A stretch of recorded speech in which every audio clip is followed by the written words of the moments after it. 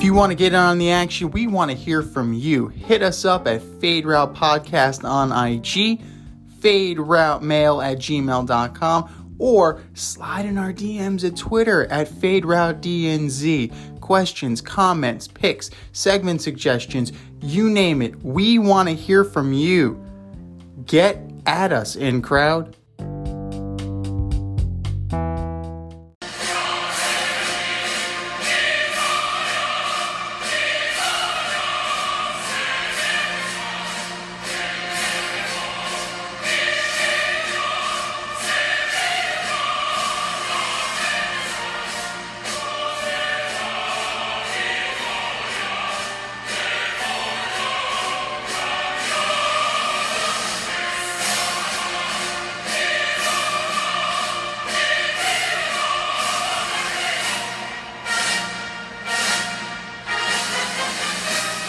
Welcome to the Fade Route with D and Z. Here are your hosts, D and Z.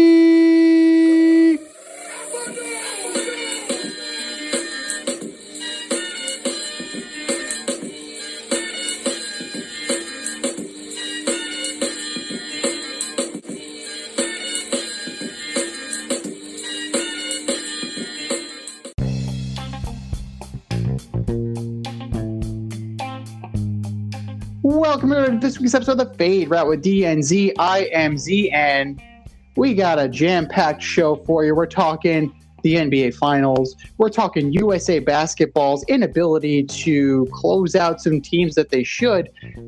And we're talking about Mystic Mac going down to Dustin Poirier. But first and foremost, we have a couple of little bits of breaking news today. Free agent cornerback Richard Sherman was arrested outside of his mother-in-law's house on suspicion of burglary and domestic violence. Again, we don't want to speculate as to what was going on, but he was denied bail, which is something quizzical. Apparently, this is routine, but you have to wonder what's going on. Immediately, my first blush was there's something else we don't know about if he was denied bail. So it is a very interesting story, and we'll definitely keep an eye on this one. Continuing with Law and Order Sports, Trevor Bauer's administrative leave has been extended an additional 2 weeks as Major League Baseball continues to do its due diligence in light of the sexual assault allegations against Mr. Bauer. I don't want to be flippant about this, but the Mets definitely dodged a bullet with this guy, and I know I was a champion for him, but it's looking good that the Mets did not get him overall, because there's a whole heaping lot of baggage that comes along with him. And we thought it was just his mercurial quirkiness, but apparently it is some other deals that we were unaware of. And if it is consensual rough sex like Trevor Bauer was claiming, you got to be smarter than that. You definitely need to be smarter than that, considering the fact that we live in a society that we live in today, an over litigious society. So it becomes he said, she said very quickly. And when thrown in the court of public opinion, you certainly can be thrown for a loop. And here he is. I've known this guy since our days on Carousel Shoes, flight crew through and through, the last QB in St. John's history. What's going on, D? How you doing? Yeah, doing great. Fresh off the All Star Game. Looking forward to the show tonight. Trevor Bauer, I mean, it's unfortunate, right? I mean, I know you're saying that you're glad the Mets didn't sign him, but that's hindsight because you see what's going on now. Well, of course it is. I really think it's more that Major League Baseball is trying to do as much investigating as they can before they reinstate this guy. Sounds like Roberts kind of knew this was coming anyway, and we don't know what his tenure with the team is going to be once the suspension is over. But we spoke about this in passing the last couple of days. As a Major League Baseball player, as a professional athlete, as any entertainer or any star, you have to be careful in these situations. you know, what you do in your personal life can quickly become something that is out there for everybody to see, and you just got to make smart decisions, and it just sounds like he made all the wrong moves here. No, definitely. And, like you said, you are in the public eye. You do need to be a little bit smarter than that. But you also, there's a little bit of glass, throwing stones in a glass house, because Trevor Bauer is always the first one to be out in front with an opinion. So you've got to figure, even though these are serious allegations, and they are serious allegations, we do not take them lightly, but there has to be a little bit of karma and a little bit of schadenfreude, especially from one Mr. Rob Manfred, who also, broke a couple of news stories that we're going to discuss when we get to our All-Star topics. But as far as Sherman goes, I'm going to defer to you, Detective Stabler. What do you think about this? Yeah, kind of weird, because I think of him as one of the smarter players, and something must have set him off for him to break into a house and be charged with burglary. I'm really interested to see how this all falls, because if everybody knows, he actually doesn't have an agent. He's his own agent. So, in other situations where you have like a Drew Rosenhaus or you have a Chow, they're out in front kind of going to bat for you, making phone calls, and trying to get you out and trying to set a good look for you in the public. He doesn't have that right now, and we're kind of all waiting to see what happens. I think this definitely hurts his chances of playing with the team this year, and I like him as a player, so I'm really curious to see how it unfolds. Absolutely, and we do need to keep in mind that due process still needs to go through its proper course before we cast any blame upon these guys. It's still in the investigative phase, but you know how the public opinion is. It's very quick to condemn. Sure. So, especially with athletes who are as opinionated as Trevor Bauer and Richard Sherman, I have to say, in that regard, they are cut from the same cloth, but we're just going to see where this takes you. And absolutely correct about him not having an agent. This is one of those things that will definitely hamper his negotiating power, just from the simple fact that if he's going through the legal process, he may just decide to focus on the legal process rather than focus on trying to get himself a job. So it's one of those things that, it's understandable considering the situation he's in, but let's just say that neither one of these guys is going to be on the field, much less an All-Star game in the near future. Right.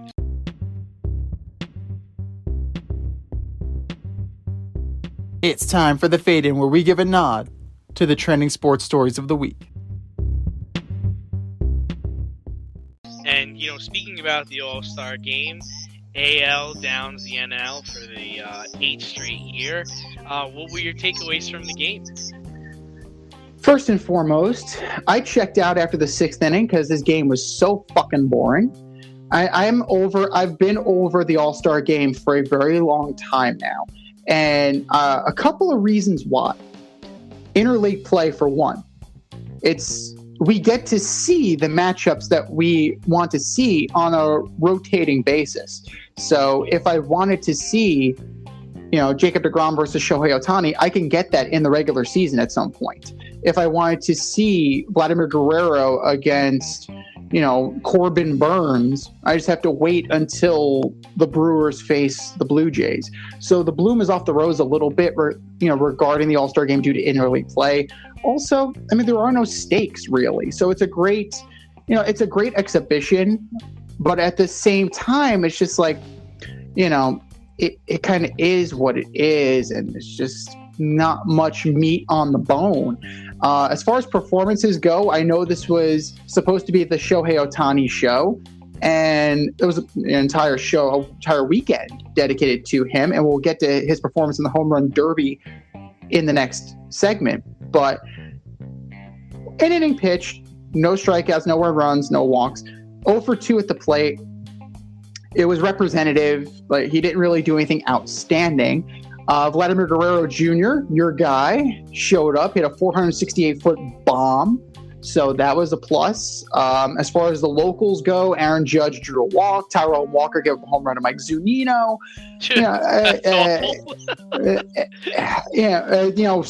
This is my penance for slagging the guy last week, right? And I said Taijuan Walker should be on the team, and I'm taking that one personally. So he heard that. We now know that Mike Zunino listens to this show because he was ready and waiting for it.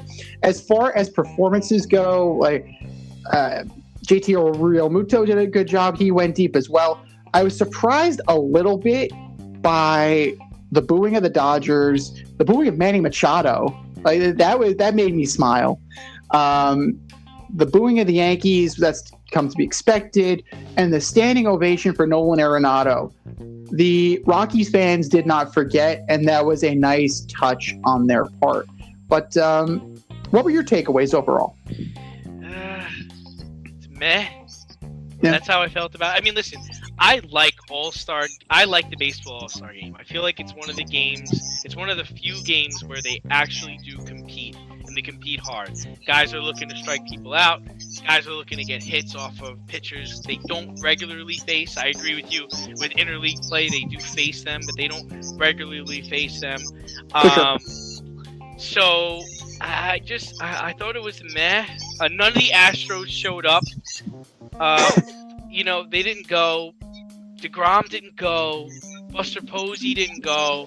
I mean, I'm gonna go into my rant in a little bit about the players not showing up for the All-Star Game, but I was impressed with Nathan Eovaldi. I thought he pitched really well. I mean, he only faced a few batters, but I don't see him enough, and I forgot how live his fastball is and how much the ball moves. It was nice to see him. I thought he pitched well. I also didn't realize how good of a season Lance Lynn was having. 9 wins. Damn. He really is having a great first half. 9-3 with a 1.99 ERA on the first place White Sox. Mm-hmm. Glasnow and Cole should give him a call. See what stuff he's using.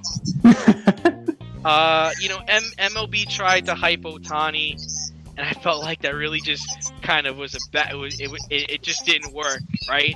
We're going to talk about the home run derby, but I mean, he pitched. It was his pitches weren't that dazzling. He got a couple of by people, but he didn't strike anybody out. He got up twice. I wasn't blown away by what he did. Kind of, in my opinion, it was they kind of set this up for him to be the star, and he kind of shit the bed on it. Yeah, I would definitely call it a wet fart performance. I agree on that. But how about Max Scherzer? Let's give some dap to Max Scherzer. He went from not being on the team to being the All-Star starter in the course of a week. What is that? That's the other thing. It's how are the people voted in not starting, not getting their proper due? I didn't really get that. How even it was great to see Ohtani out there, but Lance Lynn clearly has had a better, start to the season. And what's this shit with people not going? We talked about this, in passing during the week. Something's got to be done about that. Listen, if you're hurt, that's fine. But now, if you miss the All-Star Game, you also get the next 2 weeks off. 10-game suspension with pay. We'll give you the pay. We'll give you the time off you needed. We'll let you be with your kids and time home. And then you can come back refreshed. I don't see a problem with that. Listen, you played 84 games to this point. You should have worked it out with your manager in taking more time off. Just need you for one night. Maybe one at bat, maybe 2 or 3 innings. There's no excuse. I don't want to hear it. And you're entitled to your opinion, absolutely. I find that most All-Star games, if not all of them, are archaic. I mean, just seeing what the NHL has. Then get rid of it. Then get rid of the game. Then get rid of the game, because you know what? A lot of these people have in their contract that they get bonuses and they get perks if they make the All-Star team. If you don't play, what good is it? What good is it? The Pro Bowl's been a joke for years. The NHL has gone to 3-on-3 tournaments. The NBA All Star Game, it's what, 198, 174 usually, like some shit like that. There's no defense. Okay, but let's set those up a little bit better, right? Football is played the week before the Super Bowl, and guys could literally end their career with a wrong move or any aggressive play. So yes, I agree. The Pro Bowl should be abolished. Go to a skills competition. Okay. Now basketball, they have no excuse because they really should play hard. I mean, I remember back in the day when Jordan was playing, when Hardaway was playing, when Shaq was playing. Mm-hmm. They didn't play hard, but they competed for at least 2 quarters. They're not competing at all now. So yeah, get rid of that shit. But yeah, if you're not gonna play, if you're not gonna go, then you're either gonna have to do some community service. You're gonna have to sign autographs at the event and after the event, or you get suspended for 10 games. This is bullshit. This is supposed to, push the sport. I would never pay to go to an All Star Game now because I don't know who's gonna show up. I want to see the best players play against each other.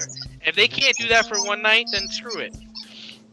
No, you're absolutely right, and that's why if you're gonna do it, you do it like a skills competition. Because if you look, right, you're trying to determine who like the GOAT is, right? Like who's the best at this, who's the best at that. More often than not, especially in the baseball All-Star Game, it's a game of standing around. Baseball is inherently not an active sport. It's a reactive sport, right? So have like a game of horse or something where you have to hit the ball in a certain way, or have like a target shoot with the baseball, like have like a guy like Vlad Jr. or somebody with a cannon for an arm. You have to try and hit a target like they do with the quarterback club, right? You have to hit that certain target from a certain amount of distance away. Fastest skater competition. You wouldn't tell me that wouldn't translate to Major League Baseball. Home to first, who's the fastest? Like a guy like Billy Hamilton. Like that would be super interesting because then you can actually have like match races and you can answer the questions. Oh, who's actually the fastest guy? And it's one of those things that Major League Baseball and sports in general, they're never going to shit can the entire thing because it is an honor at the end of the day. Well, then fine. Just keep it as an honor. Name the team and then just do a skills competition. I am fine with that. But it's now been lumped, right? And I find this really interesting too. This year, I don't know if it's going to be permanent, but they've now lumped the Major League Baseball draft into this, so where that is the opening event for your All-Star weekend. And frankly, they have a lot of work to do with that too, because nobody gives a shit about the MLB All Star Game to the point where, as I mentioned to you the other night, they're hosting it at 7:00 on a Sunday night. Like, who are you catering to? And yes, great, Jack Leiter, he went to the Rangers. Kumar Rocker went to the Mets. He might end up pitching for the Mets this season. But again, 7:00 on a Sunday night. Are you fucking kidding me? And that's a change that needs to be made. As far as the game, I can do without it. Do the home run derby, do a skills competition, and then give the players the rest of the week off. I'm fine with that.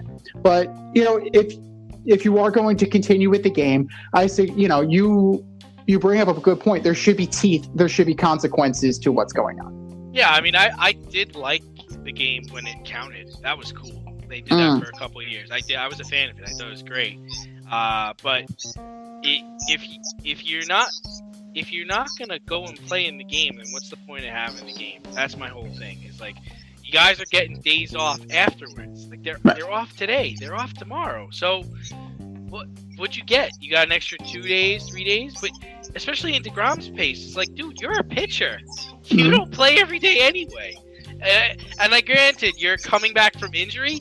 3 times. It doesn't hurt to show up. Show up. You don't want to play in the game? Don't play in the game. But at least show up. Sign some autographs for some people. Come on, man. Push the sport.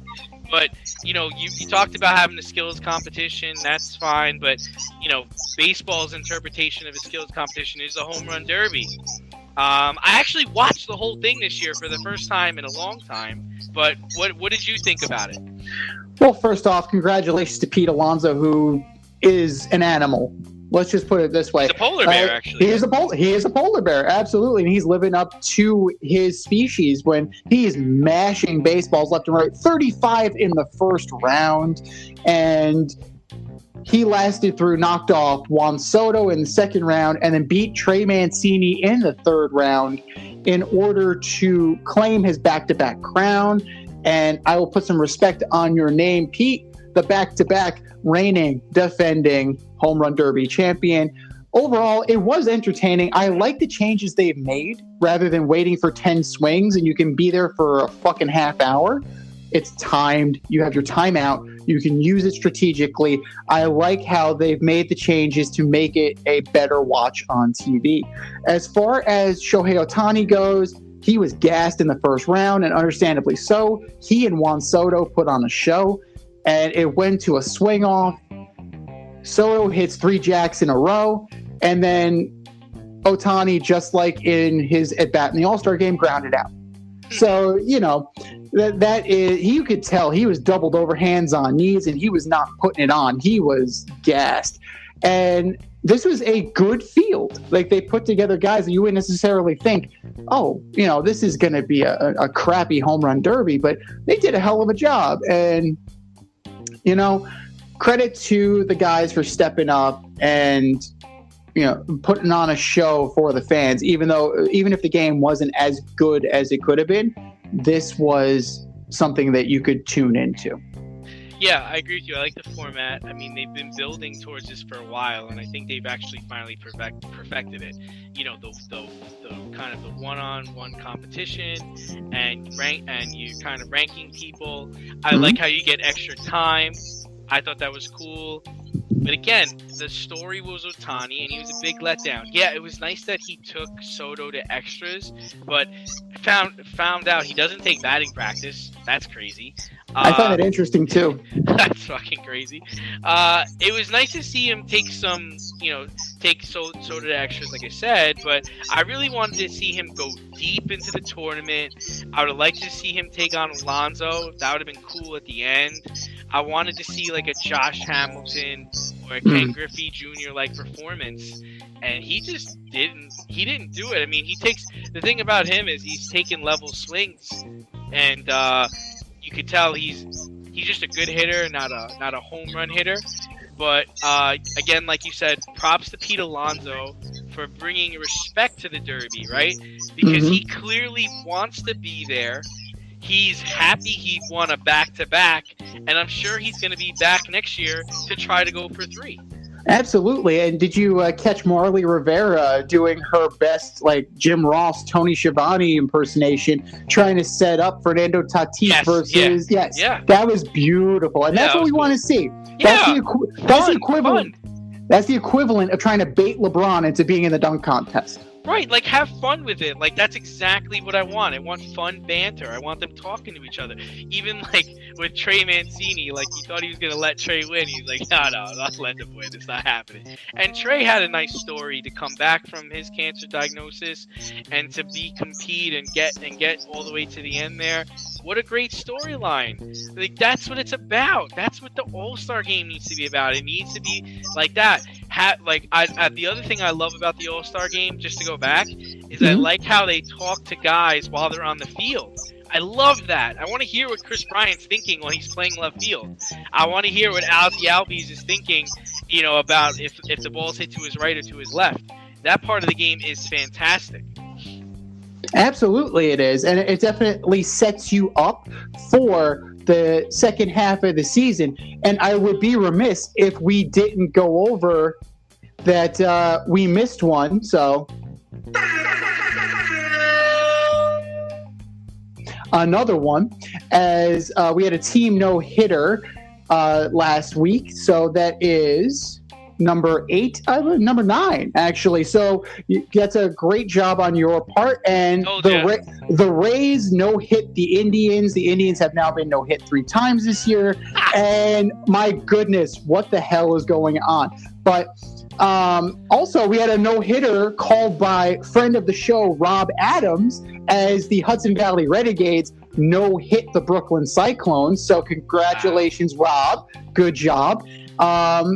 What are you looking forward to as we're progressing into the second half of the season? Oh, man, I'm looking forward to a lot of things. Baseball is just, how could you not get romantic about baseball? I want to see if Ohtani can keep the home run pace, right? Because he has a chance to hit over 60 home runs. I mean, and potentially without performance-enhancing substances. I want to see Vlad Jr. chase the Triple Crown, but also chase the home run record. I want to see if the Yankees can lose their next 8 games to the Red Sox. That'd be awesome. Awesome, because they're playing them 8 of their next 10 games. It's pretty crazy. And I want to see Rob Manfred get diarrhea after getting a flat tire. Tell us what you really think about that. He did. You know what? I will give Rob Manfred some credit. I will, after the diarrhea thing, I'll give him a little wet wipe in that he announced that most likely 9-inning doubleheaders and the extra inning rule will be lifted next year. So, Thanks, you'll get a nice wet one. I won't apply it. You'll have to do it yourself. But what I'm looking forward to most of all is the trade deadline, at least in the forefront, because you have guys like Chris Bryant and Javi Baez and Anthony Rizzo and possibly guys on the Yankees that, if they bottom out, will they actually reverse course and trade off a guy like an Aroldis Chapman? Not that he has a lot of value right now anyway, but maybe, you can get something back for him. But in the short term, I am looking forward to that. I also want to see how many more no-hitters could possibly be thrown. And I'm looking at these divisions, right? The Indians are still hanging around, even though they don't have Plesac, they don't have Savali, they don't have 3/5 of their rotation that they were looking at. They've been no-hit 3 times, but they still are in it. They're still in second place. They're still in it. They're still in second place. And will the White Sox come back to the pack? I'm interested to see how that goes. I'm interested to see how the Angels do once Mike Trout gets back, once the team is whole. They've been hanging around kind of laying in the weeds too. Are they going to be able to make a run? As far as the American League East, like Ronald Acuna blew out his ACL. He's done. Like, what are the Braves going to do? So what the NL East is not sewn up for the Mets. You still have the Phillies. You have the Nationals, the Braves. They're still hanging around. So I'm interested to see how that turns out. And as far as the NL West goes, like, I want to see the Dodgers and Padres when it counts. At the beginning of the year, that doesn't count as much, in terms of you set it up, but now you really set it up for the meat of the season, the dog days. That's when you want to see these teams battling it out for the NL West crown. And, these are the things they're really looking forward to as the season progresses. Yeah. One thing. No, go ahead. No. I was going to say, those are. So you really think the Cubs are going to be sellers? I think so. I don't know that they're necessarily willing to stomach being like in that 1 foot in, 1 foot out kind of thing when you could get something for Chris Bryant. You could even package him with like an Alec Mills or a Kyle Hendricks to say the Mets, just throwing it out there, and you can get a better prospect because it's not a full rental now. If you rent Chris Bryant, you're not going to get as much for him as you will a controllable arm in addition to Chris Bryant. So I'm going to find that very interesting to see what they do and what Jed Hoyer is able to get for some of these guys, because they do need to rebuild and they're going to lose some of these guys. I wouldn't bank on loyalty to the organization, especially since you're in need of so much. So I think they're going to sell. The Yankees are going to be the one that I'm intrigued by, because they're adamantly not selling right now. So does that change? We'll see. But Aaron Boone, we're going to see if he survives the season. Brian Cashman, he's got till the rest of the season. Do you want a lame duck guy like Brian Cashman making the moves? And right now it's just Tim LeCastro, and they even lost out on Adam Eaton. He signed with the Angels. So I had him in the production meeting. I had him tailor-made for the New York Yankees to replace Brett Gardner in center field, and he decided to go to the Angels instead. So maybe he sees the writing on the wall.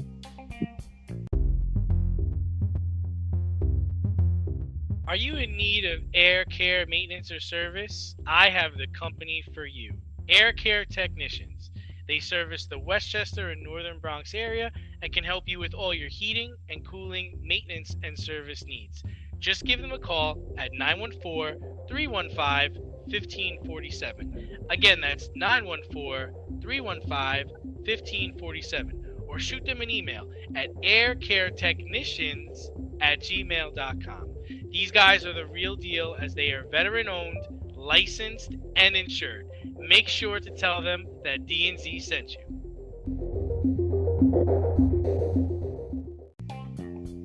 Speaking of seeing the writing on the wall, the Milwaukee Bucks beat the Phoenix Suns 120-100 in Game 3 of the series, coming back into it now. Now it's a bit of a series. They are playing live as we speak. Devin Booker, you know, Stephen A. Smith's favorite player, Mr. Mamba mentality, the next Kobe Bryant, struggled in Game 3. And do the Suns need a big game from him tonight in order to turn the page and start the closeout process? I'm really not going to let this go. Stephen A's comments were just absurd. The next Kobe Bryant.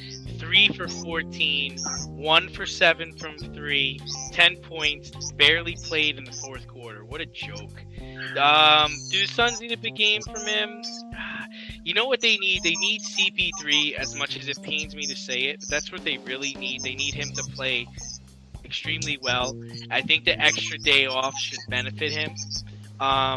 This was the first game in Milwaukee. Booker played awful, and the Suns still only lost by 20 points. Yeah. So I think Game 3 showed me that the Suns are probably going to win the championship, and CP3 is probably going to be the MVP. Oh, well, it remains to be seen. They're in the game. They're in the series now. It is currently 18-14 Phoenix, 2:17 left in the first quarter. So that's about right. That sounds about right. PJ Tucker did not have a great game either. If we're going to talk about players that need to show up, PJ Tucker is definitely one of those guys that needs to show up for his team. Devin Booker defensively was awful. Shooting, he did not have a great night. So he needs to step it up for sure. Chris Paul is just doing what he does. The Saric injury is definitely going to play big if DeAndre Ayton can't give you more than 24 minutes. Like, you need the depth, particularly depth of big men, is going to be taxing on the Phoenix Suns if they ever decide to stop jacking up threes like idiots and going inside against these guys like Giannis just did with a nice dunk. So nice job by Giannis on that one. Even a blind squirrel finds a nut. But they definitely need their kids to play better, especially on the defensive side.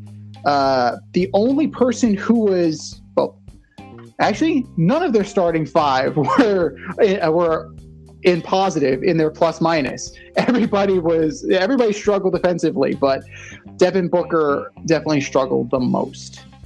Yeah, I think Milwaukee's really going to need Middleton to get back to form if they're going to win more games. But like I said, the Suns only lost by 20, and Devin Booker had a bad game. You got to imagine that he's going to bounce back and maybe not have a big game, but have a good game.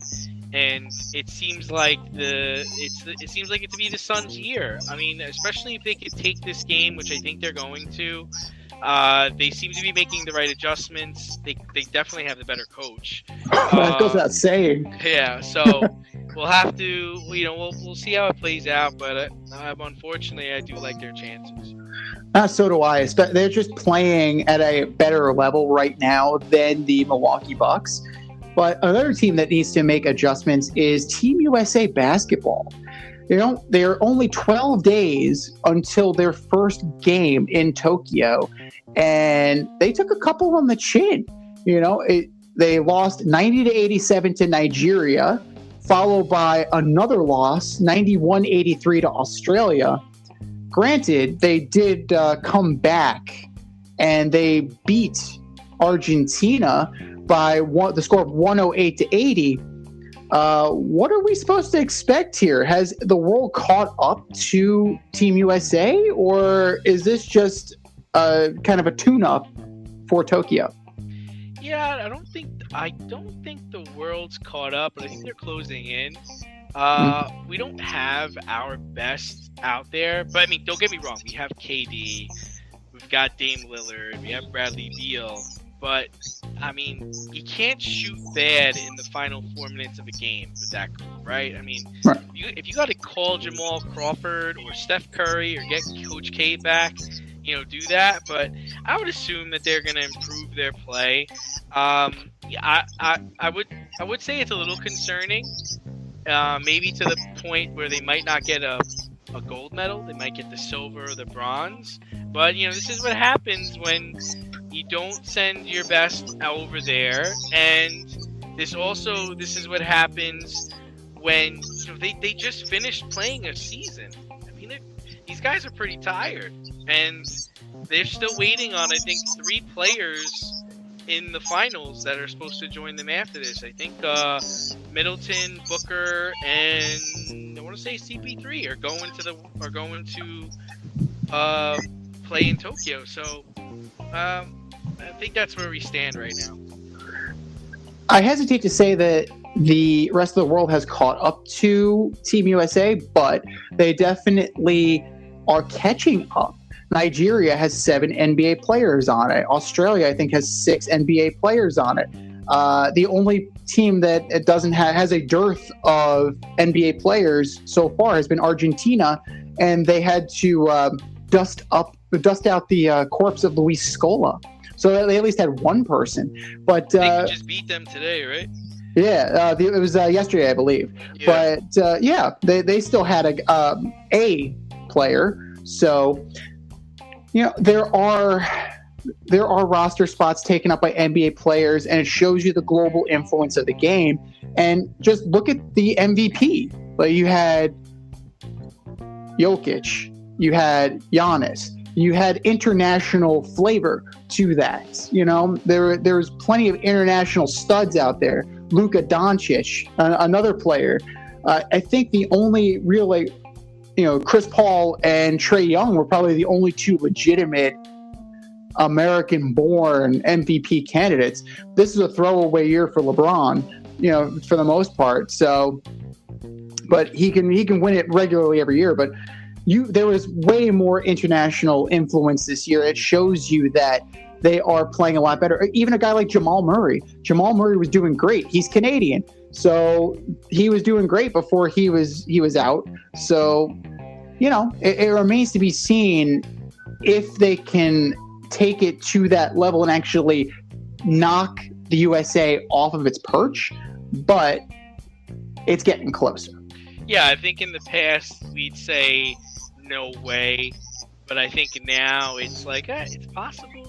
I wouldn't be surprised, right? And that's where I am right now. Like, I wouldn't be surprised if it happened. You've taken this kind of nonchalant kind of approach every year, and these guys want to win.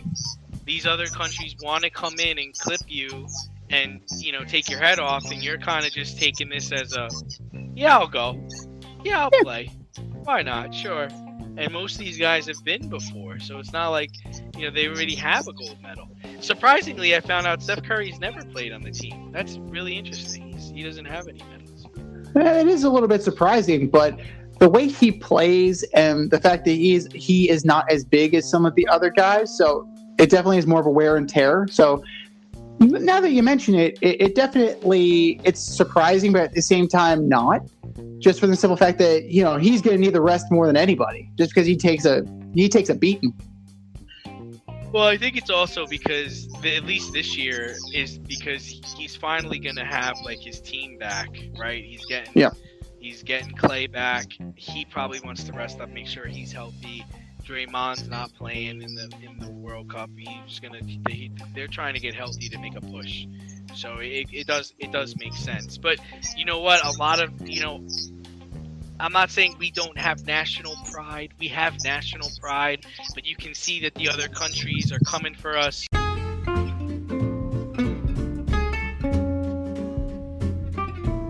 I'm getting hungry over here. Should have cooked up some dinner. And if you're looking for a new cooking show to binge, check out As You Eat It on YouTube, hosted by me, Chef Z. I invite you into my home and show you what and how I cook when I'm off the clock as a chef instructor. You're going to learn fun recipes and creative methods to empower and inspire you in the kitchen and take it to the next level. Cook how you want to cook, eat how you want to eat as you eat it. That's As You Eat It, available only on YouTube. AZ, you eat it. Check it out and let's get cooking. One championship that just ended was the Euro 2020 championship. Italy took on England, beat them in PKs, but a little controversy coming out of that. So what's the bigger story for you, the victory by Italy or the racial backlash? First and foremost, it is the coaching decision by Gareth Southgate to bring in Marcus Rashford and Jadon Sancho with about, 5-10 minutes left in extra time. So the timing of it is definitely an issue because you definitely need time to kind of get your feet wet and get under yourself and kind of avoid the butterflies, or at least work the butterflies out. Credit to Italy for coming back. They were down the second minute into the game, into the match. So credit to Italy for, staying in it and staying aggressive, and Bonucci scoring in the 67th minute. So nice job on that. As far as the PK goes, distant cousin of yours, right? Oh, Bonucci, yeah. He's a paisan, just like me. But as far as that goes, the decision to put Rashford, Sancho, and especially the kid, Saka, 19 years old, it's got to be one of the biggest moments he's ever played in. I know he trains in Arsenal, but come on. That's a big stage. And it was definitely going to bite them in the ass if it didn't work, and it didn't work. So the racism, it's not surprising because soccer is constantly having to deal with issues like this. But credit to Italy for taking advantage. Credit to England for making it this far. Jordan Pickford he's a world-class keeper, but I don't know. I was not impressed by his performance in the PKs, and ultimately, Gareth Southgate set this in motion by not getting them in the game sooner. And ultimately, I'm not surprised by the racism whatsoever. Yeah, I mean, I don't know a lot about soccer. I mean, I watch it. I don't know a lot about it. When I watched the whole game, and I was surprised that he made the substitution, but there was part of me that understood it because twofold, right? And I didn't see any of his post-game interview. I don't know really what he was thinking and things like that. But, one of the things I thought about was I think his guys were exhausted. I think his players were exhausted. He was trying to get young guys in the game, and he was comfortable with them being put on the spot because of how talented they are and how young they are. Now, yes, did it not work out? Yeah, and we're going to crush them for it. But if it did work out, we'd be like, man, that was a good idea to get your young guys in there because, they hadn't been running up and down playing a defensive game against Italy the whole time. I mean, Italy really needed this one, right? I mean, the country was decimated by the virus. They hadn't won the Euro Cup since the 1960s, which I didn't even know about. They were down 1-0 from the beginning. They came back to tie the game and then win in PKs against England in England. I think they only allowed 1,000 Italian fans into the stadium. Listen, I know you were kind of shitting on Pickford, but I actually thought he played very well as a goalie. He was taking a barrage of fire from the Italians. During PKs, anything can happen. It sucks that when you play this long game, this great game, and it all comes down to penalty kicks. I unfortunately I do think the bigger story is the racism that took place and the attacks that were made on these players. I know Rashford had a mural of his vandalized. Mm-hmm. This guy, he feeds young children with some of his money. Local hero there. And called me ignorant, but I really didn't know other countries dealt with racism the same way we do. I really didn't think so. And it's clear and present there, and it's sad. It's sad, really, because they're young players, and England never delivers anyway. So, they never win. So, I felt terrible for the guys, but a nice win for the Azzurri. Absolutely, a big win for the Azzurri. But Marcus Rashford, he's also out now. He's out with shoulder surgery too, so he can't even go play for Man U. So we'll see how long it's going to take for him to get back from that. And who knows if this is a scenario where you may not recover mentally. It's on the grand stage. It's in the finals. Possibly, yeah, you're right. Some guys don't make it back, right? But it's one of those things that it sounds crazy, but be thankful that you are not in like Argentina, right? Yeah. Or another soccer country. A more serious soccer country. Where they fucking killed people. They would have killed him. They would have killed him. Killed his family. Yeah, you're right. But that's the first thing I thought of once they lost. I'm like, they got to get the hell off of this pitch now before something happens. And I was talking about the Italians, and I was talking about the English. So it's one of those things that, soccer hooligans get a bad rap, but for the most part, it's deserved. Three misses in a row. Three misses in a row. Man, credit to the Italian goalkeeper, though. Two of them were stops. The Pickford one. Not the Pickford one. The Rashford one, where he had him beat. He just clanged it off the post. That's going to be something that keeps him up at night. And that's one of those things that, that's a moment that he may never live down. And the England fans are making sure that he doesn't live it down. But we're here to praise Italy as well. England wanted to bring it home. Italy is bringing it home in 30 minutes or less. Bringing home to Rome. Yes, sir. You can't help but smile when you see a balloon. The simplest occasion is a party. Westchester Pop Stars, located in New Rochelle, New York, offers balloon styling and decor for all life's events. Birthdays, anniversaries, weddings, showers, school and corporate events, store openings, or just because. Westchester Pop Stars takes balloons and shapes them into works of art, creating decorative installations for your special occasions. No event is too big or too small, and their custom personalization service is top-notch. Westchester Pop Stars is a private studio, quickly expanding. In-person consultation is by appointment only. Send an email to westchesterpopstars@gmail.com for more information or to schedule an appointment. No need to hire an event stylist. All you need is balloons. Currently servicing Westchester, Putnam, New York City, and Connecticut. To find Westchester Pop Stars, search for them on Instagram, Facebook, or Google.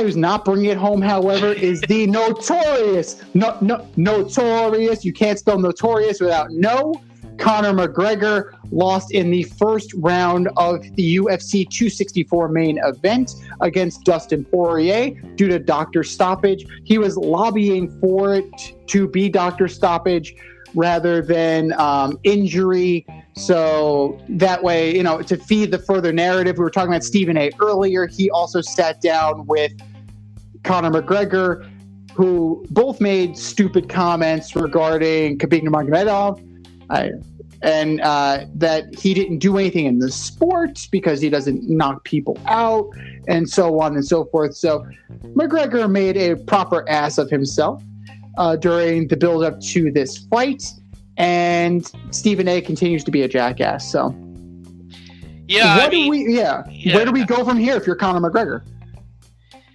Listen, I've been saying this for years. Dana White, Conor McGregor, Floyd Mayweather, they're not in the fighting business. They're in the money business. This was all about money. They're going to make more money on a part 3.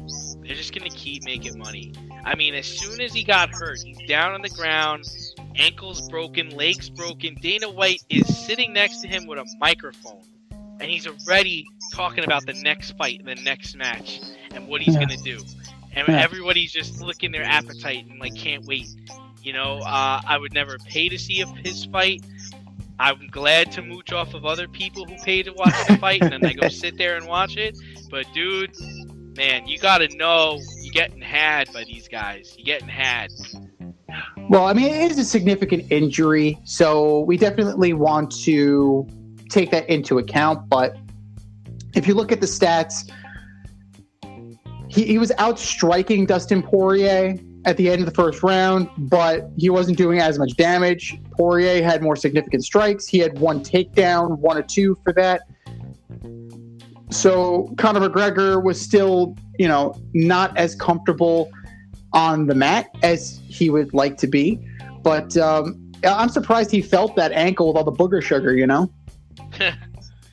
He's just a clown at this point. But the people who are, like I said before, the fans of the marks, like they're just wrapped up in this, you know. And I mean, the real winner in this is Dustin Poirier, because if he gets a 4th fight out of this, that's good money, and it's even more if he gets the title shot before the 4th fight. If it's gonna happen, there's not a doubt it's gonna happen. These guys are getting paid. They got paid. Excuse me, before I said part 3, there will be a part 4. I guarantee it. And there'll probably be a part 5 and a part 6. As long as people are gonna keep paying for it, they're gonna keep keep making these bullshit fights. And granted, I'm not trying to say, like, you know, he didn't really get hurt. He got hurt. Trust me, he got hurt. But he got hurt. It's the same game. It is. And you know what? It is really sad that the UFC has gone to these super fight cards, and it really has wrecked everything that they had built prior to the Fertitta sale of the organization. Well, wrecked how? They're still making a ton of money. That's the whole thing. Is like you're talking about it as if they care about the sport and they care about the fighting, and they don't. They care about the money. It's all about the money, and that's it. It's getting to be like where boxing went. You know, that's where it's headed. Right. It's a clown show, because they have actually taken away from that, and they've gone more towards the wrestling instead of more the legitimate fighting. I mean, I hate to sound like an old man, but my favorite fighters are Randy Couture and Matt Hughes. Right. Like, all time. Those guys went in there. They went to war. They didn't sell it. They didn't sell the fight. They didn't do jack shit. They went in and they fought like men. But the problem, but here's the problem: is like you are a person that seriously appreciates fighting and you seriously appreciate the sport, the UFC sport. Now you're gonna tune in and you're gonna watch it, hoping that a serious fight and serious things happen in the fight, right? But then you have the outsiders, the people that occasionally watch it or are occasionally interested. They're in for the show. They're in for the gamesmanship. They want to see him do. They want to see Conor McGregor do his walk. They want to see the how he comes down to the ring. They want to see what he says after the fight and before the fight. Like, that's it. They're double dipping right now, and they're gonna double dip for probably the next 5 or 6 years until it's gonna become too much of a circus for the serious person like you. You're gonna be out. They're going to be left with the clown show, but by then Dana White and company will probably be gone, counting billions of dollars they made. That's for sure. And you know what? I mean, I've been out for years. Like, I've been out. I tune in to see Conor McGregor lose. Now it's that point. He's the honky tonk man. You know, we're both old school wrestling fans. He's the honky tonk man. He's the guy that you want to get his ass. I'm there. That's right. He's here with the Colonel. I'm just here with the Colonel, Dana White. And I'm just here. I want to see the fucking guy get his head ripped off.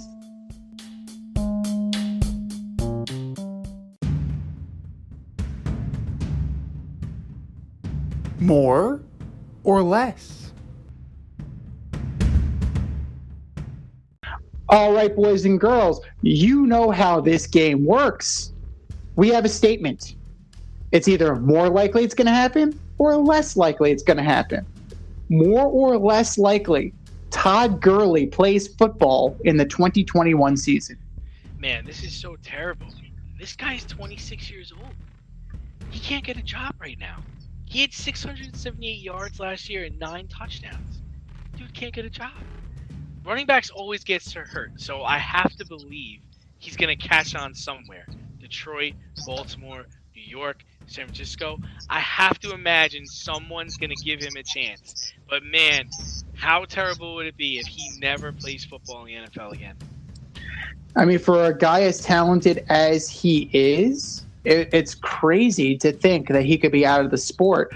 But with the significant knee problems that he has, it's understandable.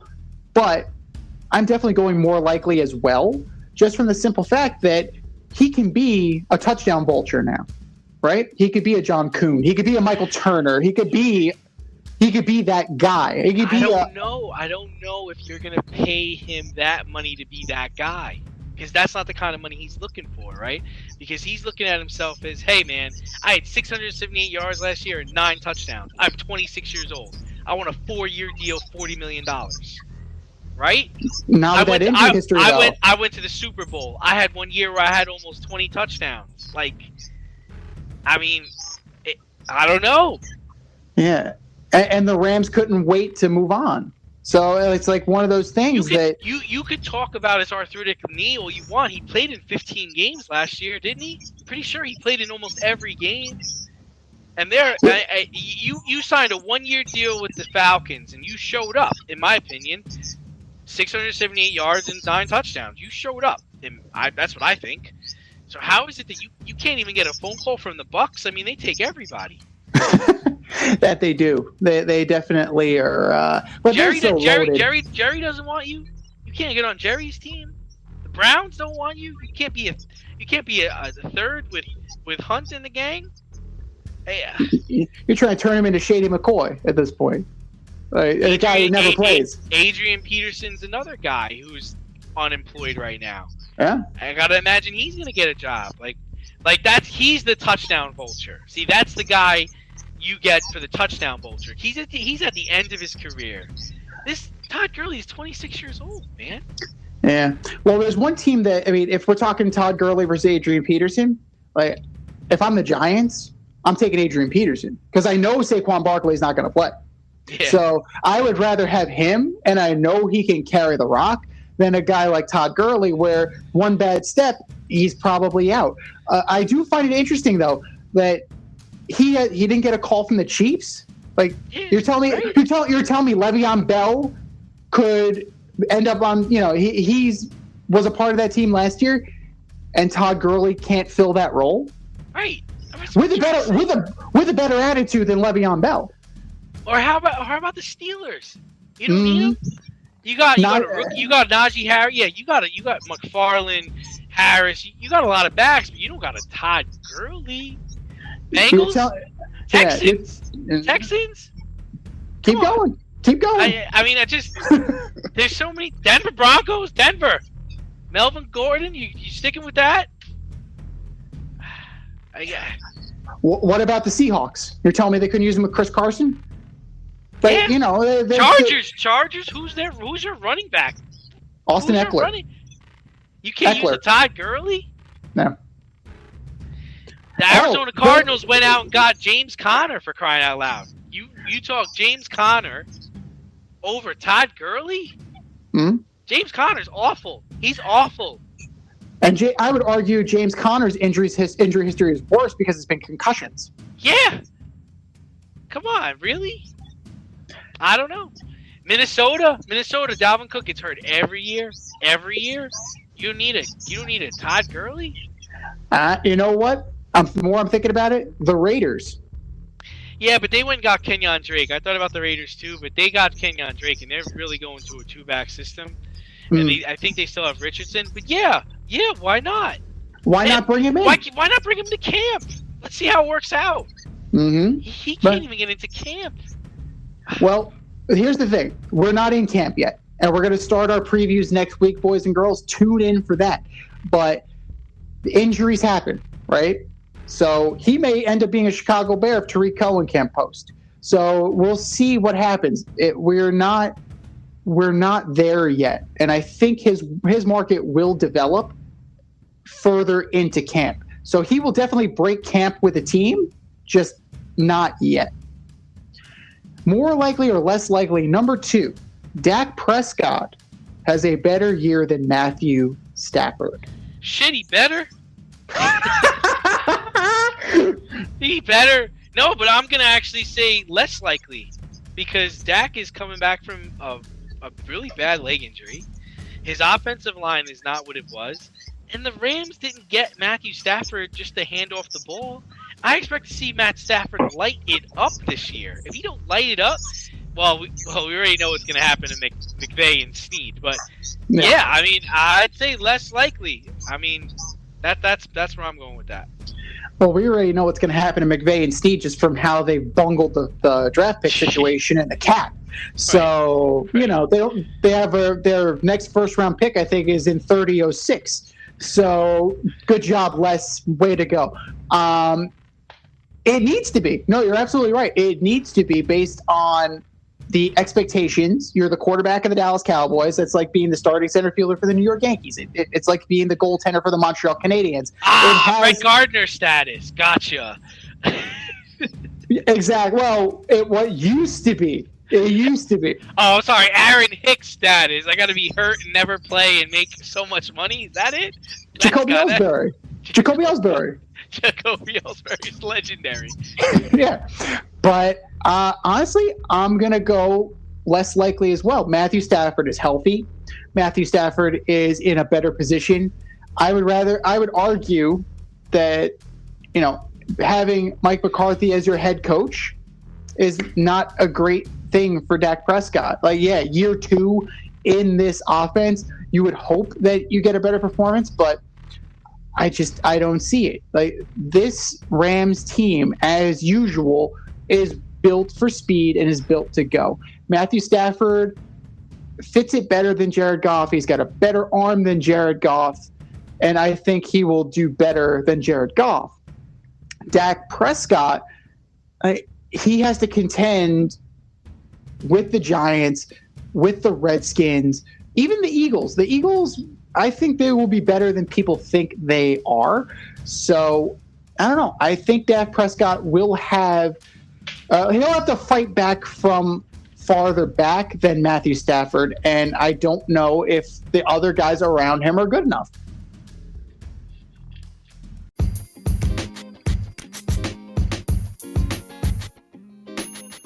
Your favorite podcast has its own merch line now. Go to teespring.com, type The Fade Store into the search bar, and have access to our sweatshirts, t-shirts, long sleeve shirts, tank tops, and much more on the way. That's teespring.com. Type in The Fade Store at the search bar and show your boys some love.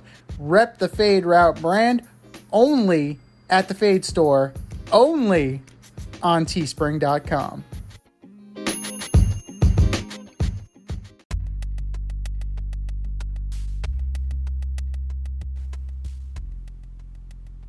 Order up!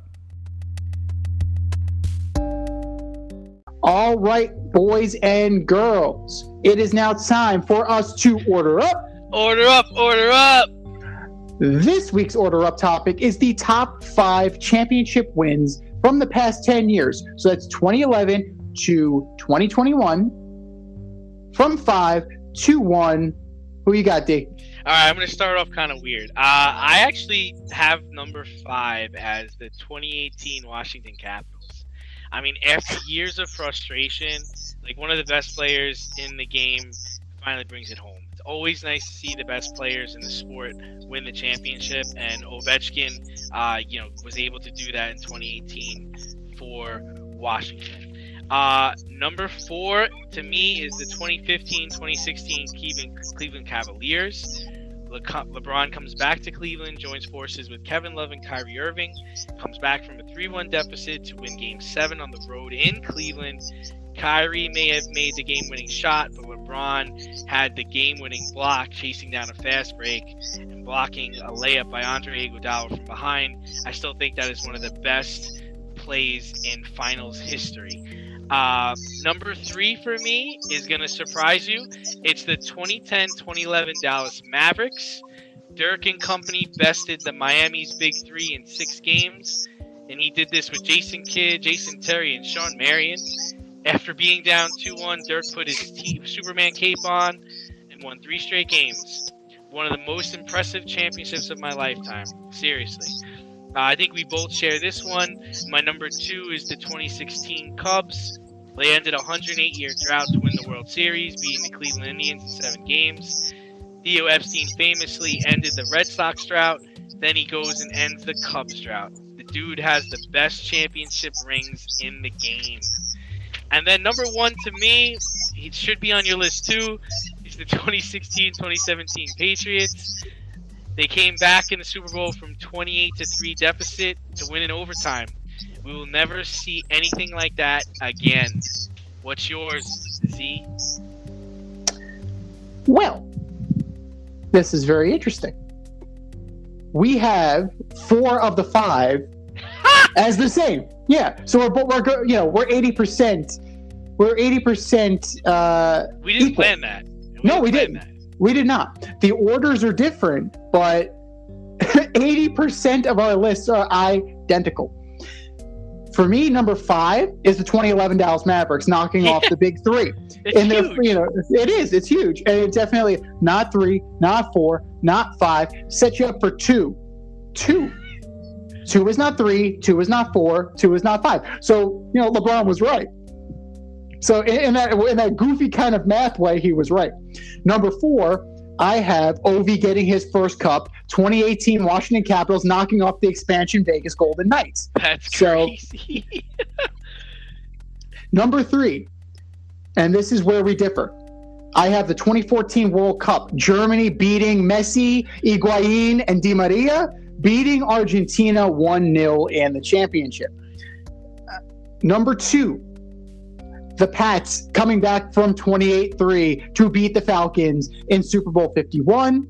What more can I say about that game? But I knew the Patriots were going to win.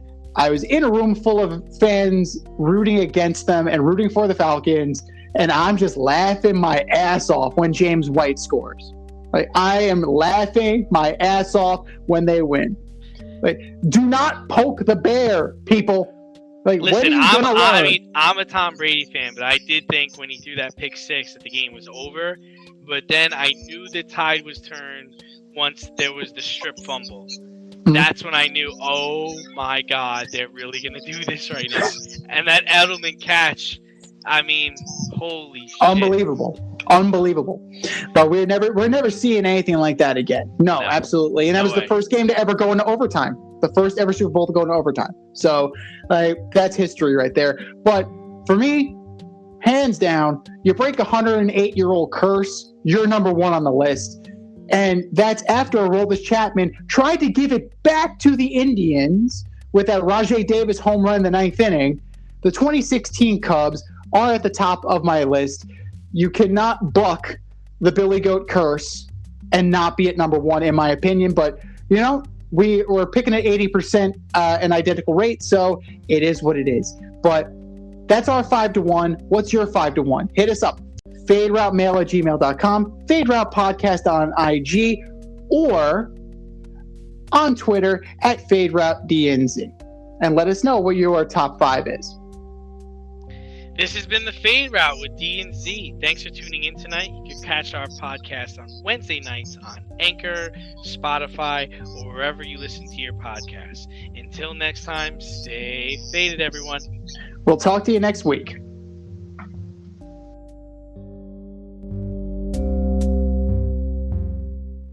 Thanks for listening to this episode of our podcast. If you like what you heard and want to hear more, be sure to like and subscribe on your favorite podcast platform. Rate us 5 stars, leave us a review, turn on subscription notifications, and tell your friends. Spread the word, spread it wide.